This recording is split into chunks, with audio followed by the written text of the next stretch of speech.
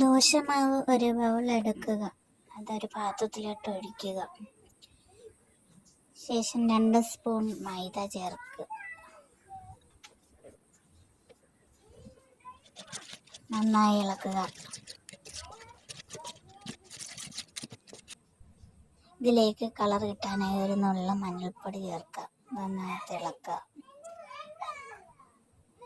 അല്പം സോഡാപ്പൊടി ചേർക്കുക. നന്നായി ഇളക്കിയ ശേഷം മാവ് ഒഴിക്കാൻ ഞാൻ എടുത്തിരിക്കുന്നത് ഈ കുപ്പിയാണ്. മാവ് കുപ്പിയിൽ നിറക്കുക. ഓക്കെ, മാവ് റെഡി ആയിട്ടുണ്ട്. ഇനി ഷുഗർ സിറപ്പ് തയ്യാറാക്കാം. ഒരു ബൗൾ പഞ്ചസാര എടുക്കുക. ചൂടായ പാനിലേക്ക് പഞ്ചസാര ഇടുക. 1/4 ബൗൾ വെള്ളം ചേർക്കുക. നന്നായി തിളപ്പിക്കുക. തിളച്ച് വരുമ്പോൾ അല്പം മഞ്ഞൾപ്പൊടി ഇടുക.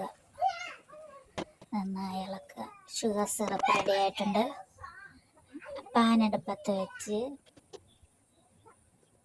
പാൻ ചൂടാകുമ്പോൾ മാവ് വെച്ച് ജിലേബി ഷേപ്പിൽ ചുറ്റിക്കുക. മൂപ്പിച്ചെടുക്കുക.